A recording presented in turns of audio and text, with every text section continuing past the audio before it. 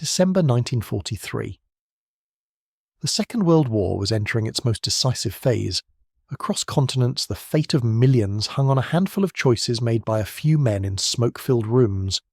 In Cairo, Egypt, under the heavy air of war and tobacco, President Franklin Delano Roosevelt sat before a sheet of official paper. A pen hovered above it, trembling not from weakness but from the gravity of what it was about to decide. Around him, aides whispered, guards shifted, and somewhere in the distance the muffled noise of the desert wind brushed against the walls.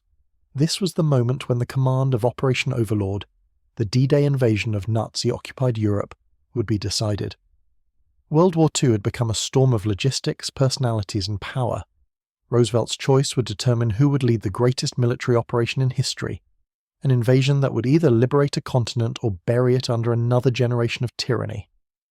In that Cairo room, the world's most powerful commander-in-chief was not just choosing a general. He was redefining what leadership meant in modern war. The pen finally touched paper, guided by weeks of sleepless nights. Roosevelt's aide, Harry Hopkins, had just returned from a conversation with General George C. Marshall, the man everyone believed was destined to command D-Day. The legendary architect of America's war machine, Marshall was respected, feared, and almost universally considered the natural choice. But Roosevelt couldn't shake a single thought that haunted him. "I cannot sleep at night with him out of Washington." That sentence, quiet and almost casual, sealed one of the most consequential decisions of the century. By morning, the destiny of nations would be set, not by a gunshot, but by ink. To understand how it came to this, you have to step back from Cairo and trace the story of a man who embodied the fire and fury of American warfare, General George S. Patton, Jr. Patton was not born to fade into history. From the very beginning, he seemed carved out of legend. Born on November 11th, 1885 in San Gabriel, California, he was the heir to a long line of soldiers. His ancestors had fought in the American Revolution and the Civil War. His grandfather, a Confederate colonel, died at the Third Battle of Winchester. To young George, these stories were not bedtime tales, they were sacred scripture. His childhood was a forge where his identity as a warrior was hammered into being. Yet behind the bravado and aristocratic swagger, the young Patton fought a private war of his own. He was dyslexic, though no one in that era had a word for it. Reading was a torment, writing a battlefield, but his will was an unbreakable weapon. He refused to accept defeat, not from words, not from enemies, not from fate. After a year at the Virginia Military Institute, he entered West Point in 1904, where he struggled academically but thrived under the harsh discipline of cadet life. He wasn't the top of his class, but everyone knew there was something different about him, a raw intensity, an almost medieval sense of destiny. By 1912, Patton's drive for perfection took him to an unlikely arena, the Olympic Games in Stockholm. He represented the United States in the modern pentathlon, an event designed to test the ideal soldier's endurance, skill and precision. He placed 5th overall, but controversy surrounded the pistol shooting event. Patton insisted his missing shots had passed cleanly through the same hole and that the judges had failed to see them. The moment, trivial to others, burned in him like a scar. He turned humiliation into hunger. Every setback in his life became fuel for obsession. 4 years later, in 1916, Patton got his first taste of combat during the US Army's punitive expedition into Mexico to pursue the revolutionary Pancho Villa. As aide to General John J. Pershing, Patton led one of America's first motorized raids. Driving dusty open-top cars through the desert, he attacked a ranch housing several of Villa's men. The firefight was brief and violent. Patton personally killed 2 enemies with his ivory-handled revolvers, a trademark that would follow him forever, and returned to base with their bodies strapped to his car hoods. The press celebrated him as a national hero, and Pershing saw in the young officer a reflection of his own aggressive spirit. When America entered World War I, Patton went to France with Pershing and found his life's true passion, tanks. To most officers, the tank was a noisy, unreliable gimmick. To Patton, it was the future of war. He founded America's first tank school, wrote its manuals and shaped its doctrine. He led from the front, literally. In 1918, during the Meuse-Argonne offensive, he walked ahead of his tanks through gunfire, directing them until a German machine gun bullet tore into his leg, As he lay wounded in the mud, he refused to be evacuated until the enemy was driven back. For that, he earned the Distinguished Service Cross and a lifelong belief that war rewarded courage above all else. Between the wars, while America disarmed and forgot its lessons, Patton became a prophet of armoured warfare in a country that didn't want to listen. The military establishment clung to horses and bayonets. Patton preached steel and gasoline. He wrote, trained and argued, often alienating his peers. Yet he also built bridges where it mattered most, among the few officers who saw the future. One of them was a calm, analytical Kansan major named Dwight D. Eisenhower. The two men could not have been more different. Patton was fire, impulsive, theatrical, vulgar. Eisenhower was water, steady, disciplined, diplomatic. But they shared one crucial conviction, that the next war would be won not by trenches but by movement. When that war finally came in 1939, the world saw the truth.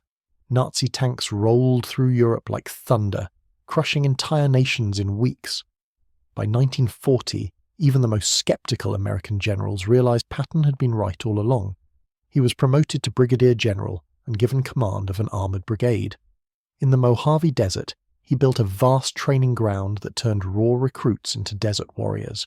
His methods were brutal, unforgiving marches, relentless inspections, punishing drills, but the results were undeniable.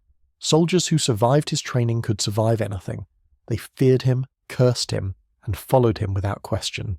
In November 1942, the United States launched its first major offensive of the war, Operation Torch, the invasion of North Africa. Patton commanded the Western Task Force, 35,000 men storming the beaches of Morocco. The operation was chaos, high winds, enemy fire, broken communications. But Patton's iron discipline held it together. In just 3 days, his forces captured Casablanca. The Sultan of Morocco, impressed by the general's poise, awarded him a medal with a citation that read, "The lions in their dens tremble at his approach." It wasn't just flattery, it was prophecy. Patton's triumph in Morocco made him a star. He was everything the American public imagined a wartime hero to be: dashing, profane, unstoppable. But war is not just about victory, it's about endurance. In early 1943 at Kasserine Pass in Tunisia, the US Army faced humiliation. Inexperienced American troops were shattered by German veterans under Field Marshal Erwin Rommel. 6,000 casualties. Dozens of tanks and guns lost. Morale collapsed. The US Second Corps needed resurrection, and Eisenhower knew only one man could deliver it.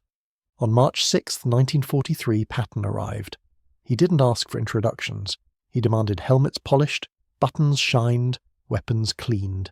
He enforced fines for sloppiness and humiliation for disobedience. Soldiers thought he was insane.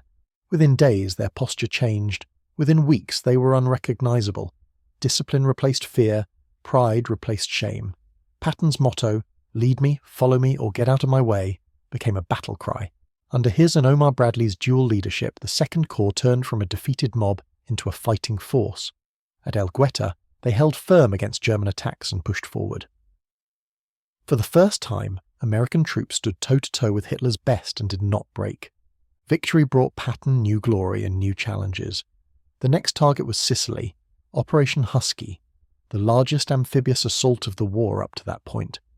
In July 1943, Patton's 7th Army landed alongside the British 8th Army under Bernard Montgomery. Officially, Patton's job was to guard Montgomery's flank. But guarding was not in his nature. When Monty's advance stalled, Patton turned his army west, capturing Palermo in less than 2 weeks, then pivoted east and began racing Montgomery toward Messina. The race to Messina became headline news. Patton's columns rolled day and night, crossing mountains, cutting through enemy lines and sweeping into the city just hours before Montgomery's arrival.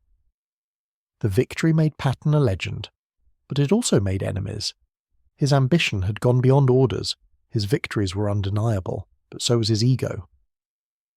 And then came the breaking point, the incidents that would almost destroy him. In early August 1943, Patton visited a field hospital to encourage the wounded.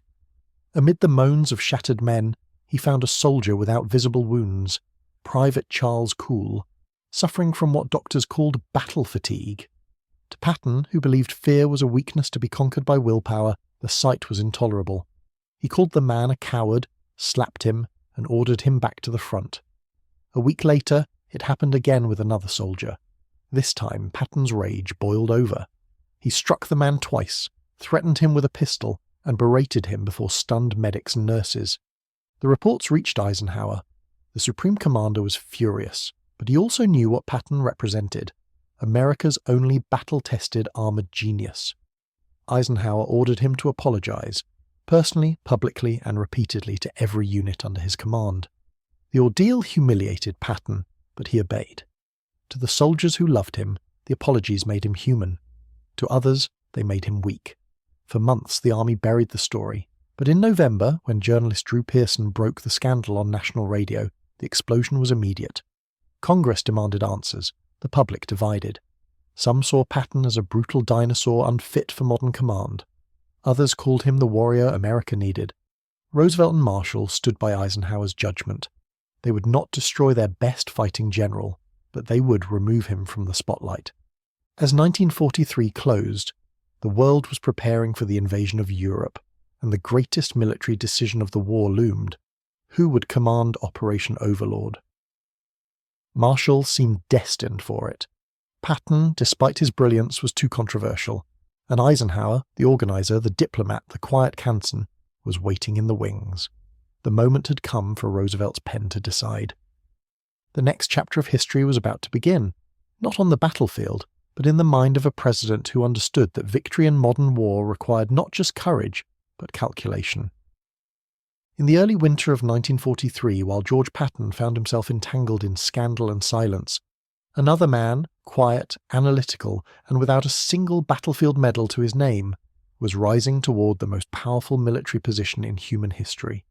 His name was Dwight David Eisenhower, a soldier who had never fired a shot in combat, but understood war in ways few ever could. To many, it seemed an absurd contrast.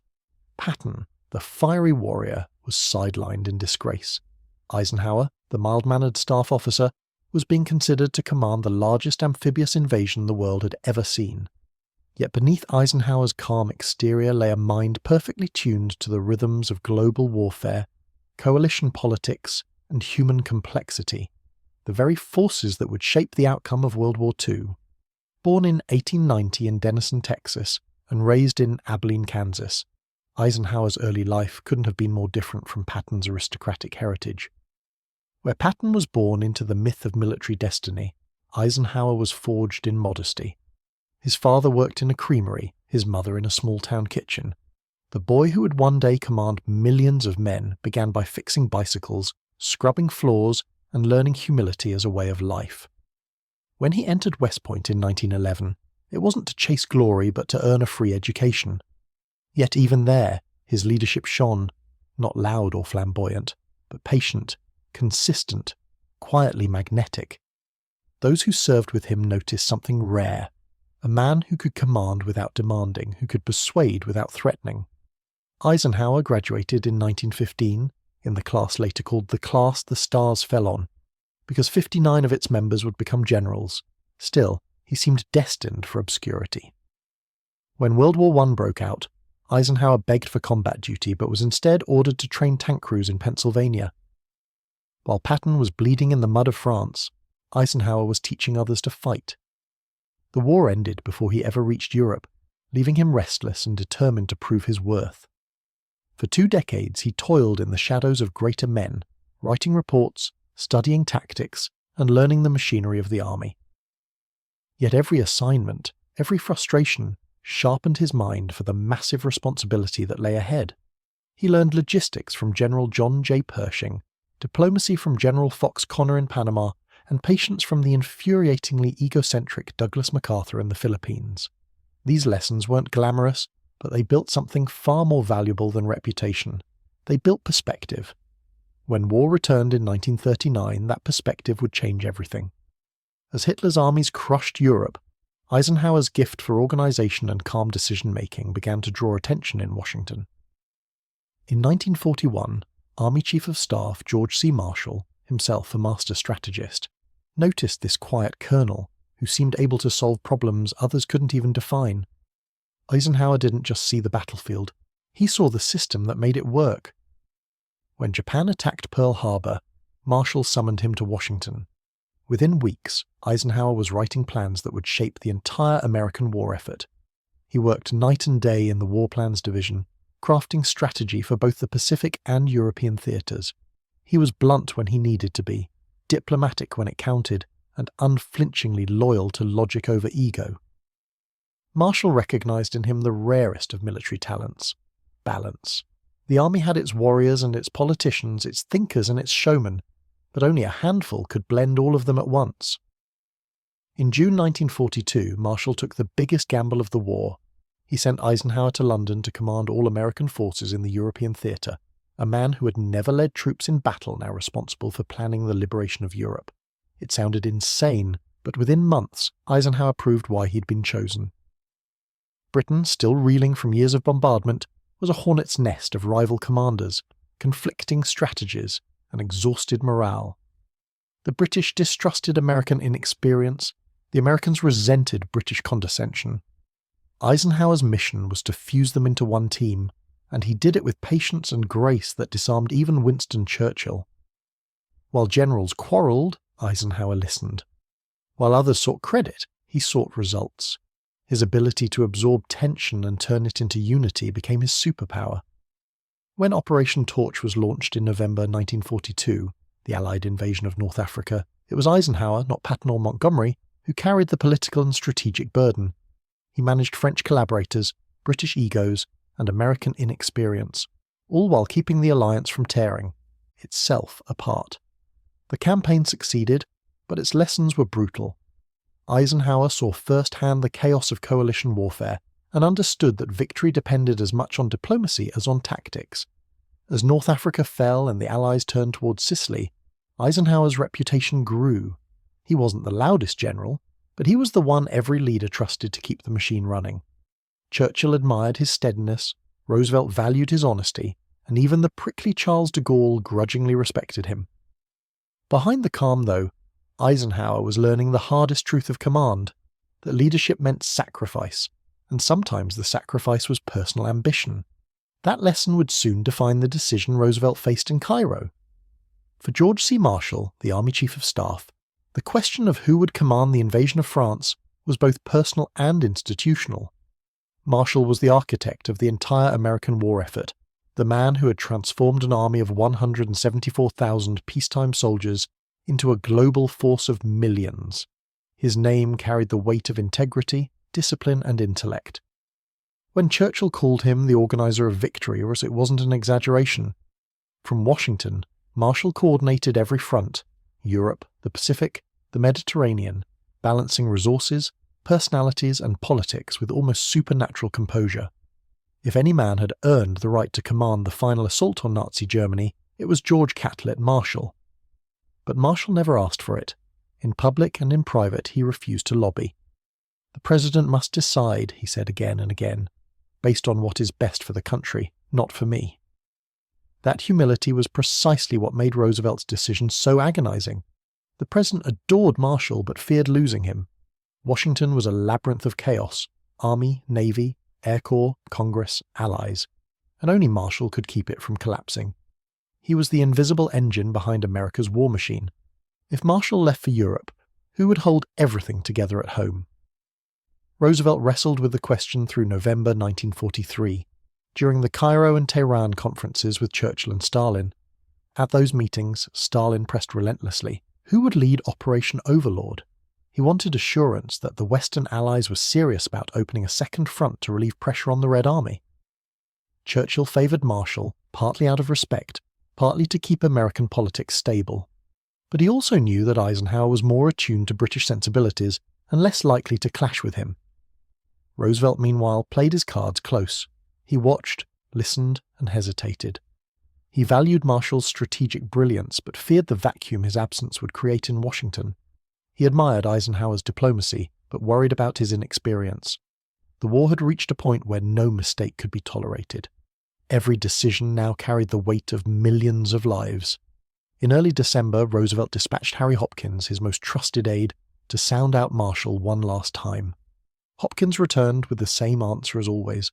Marshall would not express a preference. He would serve wherever the president deemed necessary. That act of loyalty sealed his fate. When Roosevelt finally spoke with him privately in Cairo, the conversation was brief and heavy with unspoken emotion.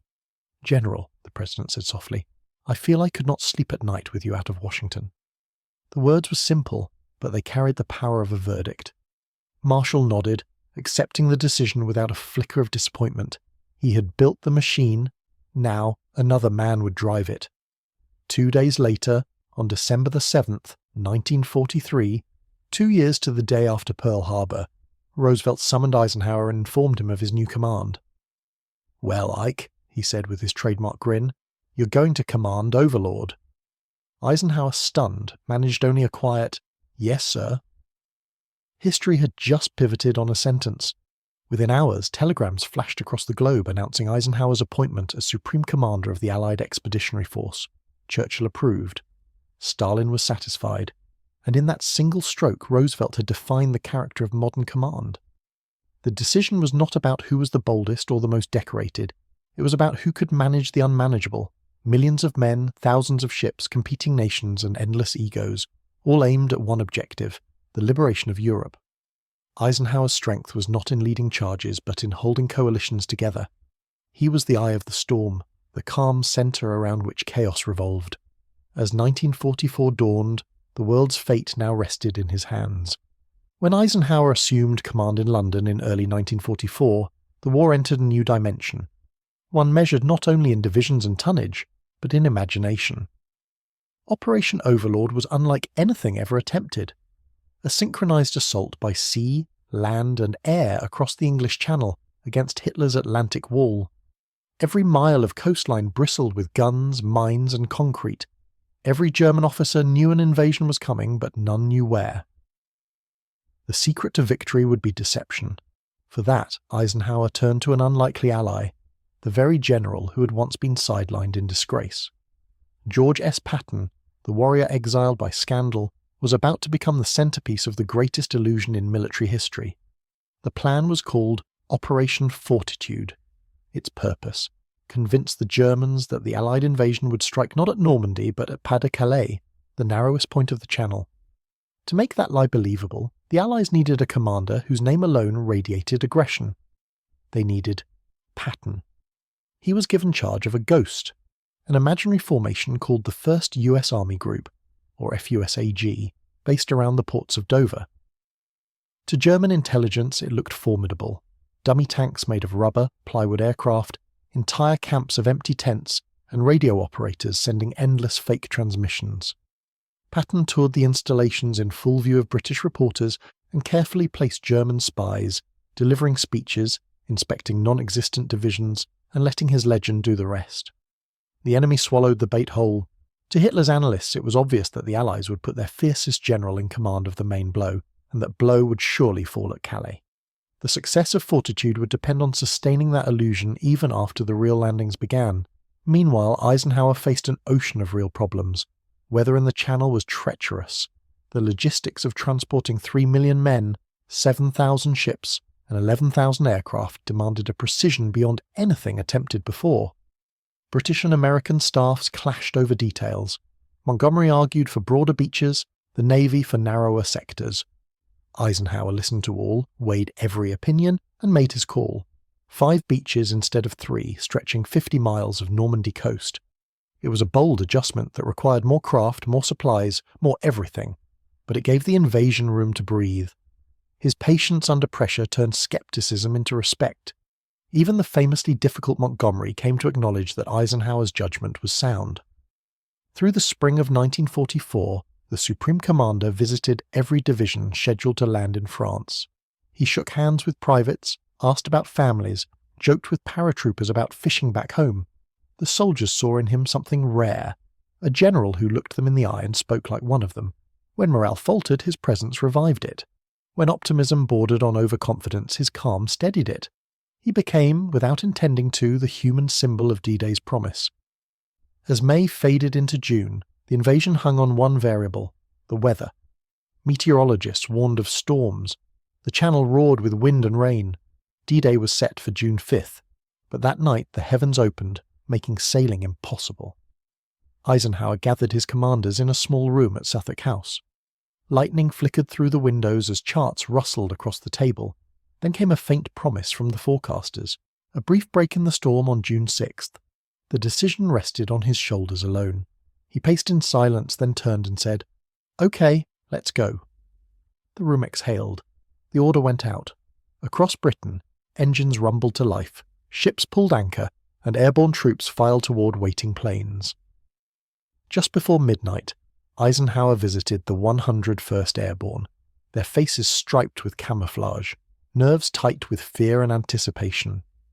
A photographer captured the moment, Eisenhower leaning forward, smiling as he spoke to Lieutenant Wallace Strobel. No one remembered his exact words, only that they made the men believe they could win. After they took off, he wrote a brief note accepting full blame if the invasion failed and slipped it into his pocket. It was leadership distilled into ink and humility. On June 6, 1944, as dawn broke over Normandy, the greatest armada in history appeared on the horizon. Waves of Allied soldiers hit the beaches, Utah, Omaha, Gold, Juneau, Sword. The cost was staggering. At Omaha, entire companies were cut down before reaching the sand dunes. But by nightfall, the beachheads held. The first step toward Europe's liberation had been taken. Behind that success lay the quiet genius of deception. Even as chaos erupted in Normandy, Hitler remained convinced that the real invasion was still to come at Calais. He refused to release his armoured reserves for 7 critical weeks. Patton's Phantom Army, the tents, the rubber tanks, the radio chatter, had frozen entire divisions in place. The Allies had hoped for 2 weeks of confusion. They got nearly 2 months. When Patton learned of D-Day from a BBC broadcast, he was torn between pride and envy. He understood his role intellectually, but emotionally it burned. "It is hell to be on the sidelines," he wrote to his wife. Yet history would show that no one contributed more to victory that day than the general who never set foot on the beaches. By mid-July, the deception's purpose had been fulfilled. The real Allied armies were ready to break out of Normandy's hedgerows, and Eisenhower turned once again to his most aggressive commander. On August 1st, 1944, Patton's Third Army officially became operational. His tanks burst through the German lines in Operation Cobra, moving so fast that maps couldn't keep up. Within days, they were racing across France, liberating towns, surrounding enemy units, capturing tens of thousands of prisoners. The man once condemned for slapping a soldier was now writing his redemption in fire and steel. Behind him, Eisenhower coordinated the vast symphony of movement, British, Canadian, American, Free French, all converging toward the heart of Europe. His broad front strategy, controversial then and now, ensured that no single army advanced faster than its supply lines could sustain. Patton grumbled that he could reach Berlin by Christmas, if only given the fuel. Eisenhower, thinking like a global strategist rather than a gambler, refused. His task was not to win personal glory, but to win the war. And as the summer of 1944 turned to autumn, the wisdom of that restraint would soon be tested. The Germans, desperate and cunning, were preparing one last strike, a counterattack that would explode in the frozen forest of Belgium, the Battle of the Bulge. But before that storm, before Bastogne and the snow and the glory, came the quiet triumph of deception. Operation Fortitude had done more than mislead an enemy. It had redefined what modern warfare meant. It proved that in the age of total war, imagination could be as lethal as firepower, and reputation could shape destiny as powerfully as bullets. Patton's Ghost Army, Eisenhower's calm, and Roosevelt's decision had fused into one strategic masterpiece. From the moment the first wave landed in Normandy, the outcome of the war had begun to tilt irreversibly toward victory. The machinery of liberation was in motion, driven by men whose strengths complemented each other perfectly. Roosevelt's vision, Marshall's organization, Eisenhower's diplomacy, and Patton's relentless aggression. Each was indispensable, and together they formed the equation of triumph that would soon bring Nazi Germany to its knees. By August 1944, the momentum of World War II had shifted forever. From the beaches of Normandy, Allied armies now fanned out across the open fields of France, and at the tip of that expanding spear rode George S. Patton's Third Army, a hurricane of armour, ambition and audacity. Every kilometre his tanks advanced was a vindication. For months he had been the ghost commander of a phantom army. Now he was the thunder made real. Columns of Sherman tanks rumbled through villages still smelling of gunpowder and liberation. Civilians waved flags, children climbed onto armoured hulls, and soldiers who had once doubted him now swore that old blood and guts could drive straight to Berlin if only someone kept the fuel coming. In truth, Patton's advance was almost too fast for logistics to comprehend. Supply convoys trailed dozens of miles behind, burning precious gasoline just to deliver more of it. Bridges collapsed under their own traffic. Maps became outdated overnight. Yet Patton refused to slow down. He believed movement itself was a weapon. Keep the enemy off balance, never let him breathe, never let him rebuild. And for a glorious month, it worked. German divisions dissolved, prisoners marched west in endless columns, and France seemed to open its arms to freedom. Eisenhower, from his forward headquarters, watched this surge with pride and calculation. His great challenge was not to restrain Patton's genius, but to integrate it into a vast machine that also included Montgomery in the north and Bradley in the centre. His broad front strategy, advancing all armies together rather than betting everything on one deep thrust, was controversial even then. Critics said it spread resources too thin. Supporters saw in it a master's understanding of coalition balance. Eisenhower knew that logistics, not bravado, would decide the war's tempo. If one spear raced ahead while the others stalled, the Germans could strike its flanks and cut it off, and so, in September 1944, he made the painful choice to ration supplies, diverting fuel from Patton's tanks to Montgomery's operation toward Arnhem. Patton protested furiously, sending sarcastic messages about gasoline shortages caused by the British desire for tea. Yet behind the jokes burned frustration. He believed he could have ended the war before Christmas. Eisenhower believed no general could outrun reality. For weeks, the Allied advance slowed. Autumn rains turned roads to rivers of mud, and German resistance stiffened behind the Siegfried Line. Still, Patton's Third Army remained a blade searching for an opening. In late November, it found one, in the rugged hills near the Saar, but before he could exploit it, winter fell, and with it came Hitler's last gamble. At dawn on December 16th, 1944, the Ardennes forest erupted in fire. 3 German armies surged west through snow and fog, aiming to split the Allied lines and capture the port of Antwerp. The surprise was total. American units, thinly spread and exhausted, reeled back under the assault. Within 48 hours, the map showed a bulge in the Allied front that threatened to unravel everything they had fought for. Eisenhower's headquarters went into crisis mode. Reports arrived in fragments. Roads blocked, towns cut off, weather-grounding Allied aircraft. Some commanders panicked, others froze. Eisenhower did neither. In calm, deliberate tones, he ordered defensive positions stabilized and reserves shifted north. His clarity steadied everyone around him. Yet one problem loomed largest: the besieged town of Bastogne. There, elements of the 101st Airborne Division were surrounded, short on food and ammunition, holding a crossroads essential to both sides. If Bastogne fell, the German spear might reach the Meuse River. Eisenhower needed a miracle. He called for Patton. When the two met at Verdun on December 19th, the situation was desperate. Eisenhower asked how soon Patton could pivot his entire Third Army, then facing east, and attack north into the enemy's flank. Most generals would have requested weeks. Patton said he could move in 48 hours. Eisenhower thought he was joking. He wasn't. Patton had already sensed the coming offensive days before and prepared contingency plans. As soon as he returned to headquarters, he barked a single code word: Neptune, and the vast machine he had built roared to life. In freezing winds and blinding snow, entire corps wheeled 90 degrees, convoys churned north, and by December 22nd his lead units were attacking into the blizzard. Soldiers cursed the weather, engines froze, but the advance never stopped. 4 days later, armoured columns broke through to Bastogne, linking up with the trapped paratroopers whose answer to a German surrender demand, "Nuts," had become legend. The relief electrified the Allies. The tide of the battle turned. By mid-January the bulge had been erased, and Hitler's last offensive lay in ruins. The victory was not luck. It was coordination on a scale few armies could achieve. Eisenhower's strategic patience had absorbed the blow. Patton's relentless aggression had delivered the counterpunch. Each man had played his role to perfection. As winter thawed into spring 1945, the Allied advance became unstoppable.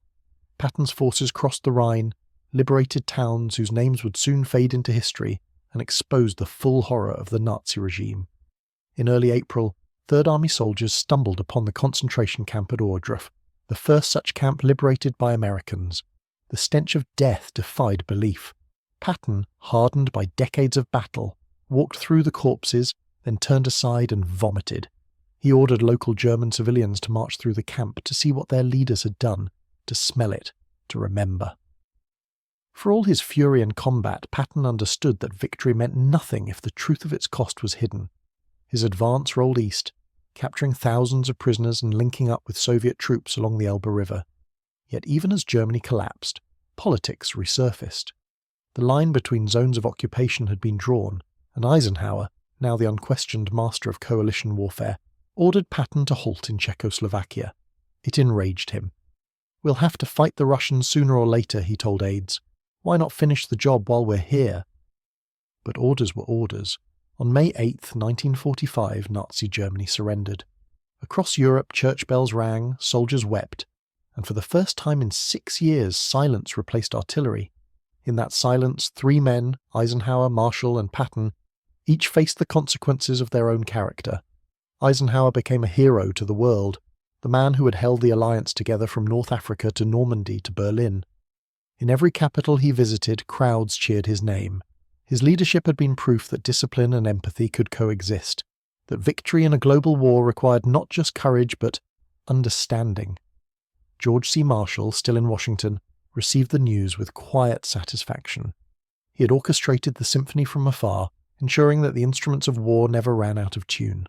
He asked for no recognition, yet history would give him more than any medal: the gratitude of a free world. And Patton, the restless, brilliant, flawed Patton, found himself adrift in peacetime.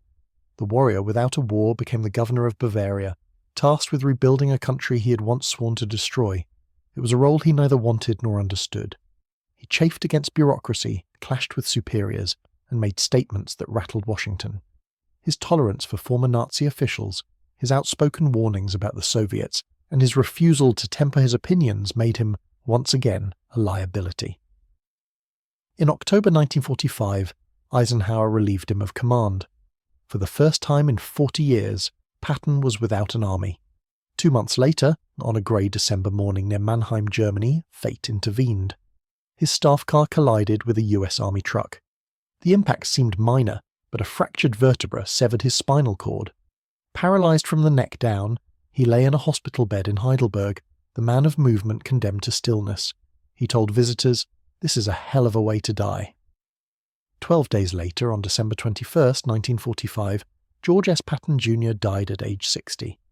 He was buried in the American Cemetery in Luxembourg, not in a grand monument but beneath a simple white cross among his men.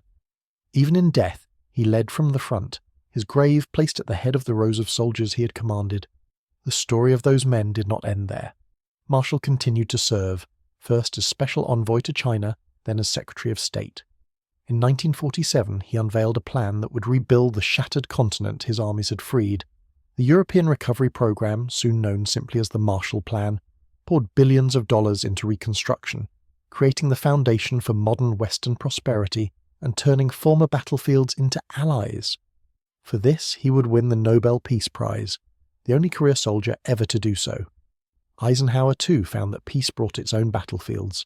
In 1952, urged by both parties, he entered politics and became the 34th President of the United States. His years in the White House mirrored his years of command, calm amid crisis, cautious yet decisive, forever balancing rivals and allies. He ended the Korean War, managed the early Cold War, and built the interstate highway system, whose design owed much to his old memories of convoys struggling across America in 1919. Through it all, he carried the same belief that had guided him on the eve of D-Day, that leadership is service, not spectacle. The legacy of Roosevelt's choice, made in that quiet room in Cairo back in 1943, echoed through every triumph and tragedy that followed.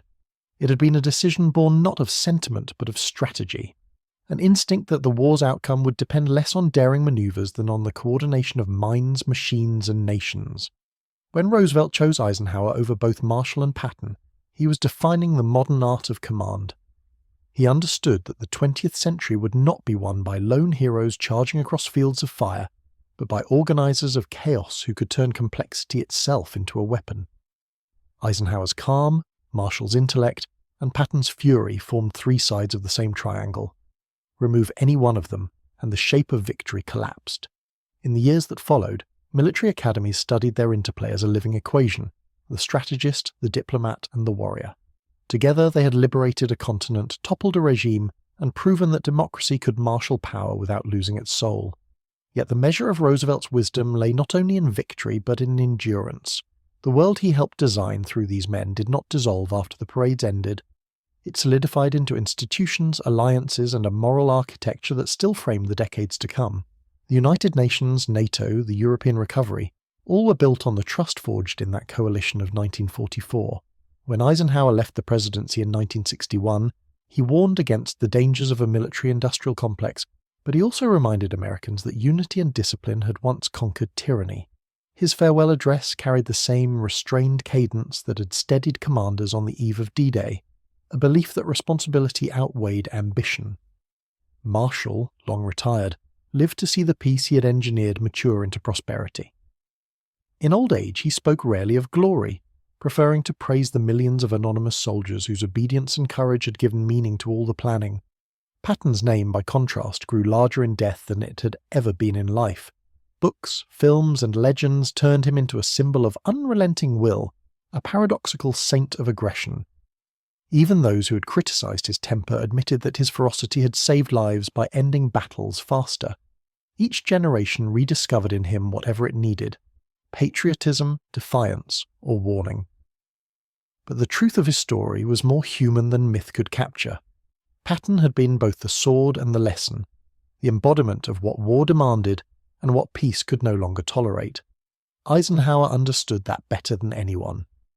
When he visited Patton's grave years later, he stood in silence for a long time, then simply said, "He was magnificent." In that single sentence lay affection, exasperation, and respect, the acknowledgement that greatness in war wears many faces. Looking back, historians still debate whether Roosevelt might have risked giving the D-Day command to Marshall, or even restored Patton after Sicily. Yet the results speak with a finality that argument cannot alter. The invasion succeeded, Europe was freed, and the structure of Allied cooperation became the blueprint for future coalitions from Korea to the Persian Gulf. What Roosevelt had intuited was that leadership in a global conflict demanded three kinds of strength: vision to see the end before it began, wisdom to choose the right instruments, and humility to trust them once chosen. His genius lay in matching men to moments. Marshall belonged in Washington, shaping the vast orchestration of resources.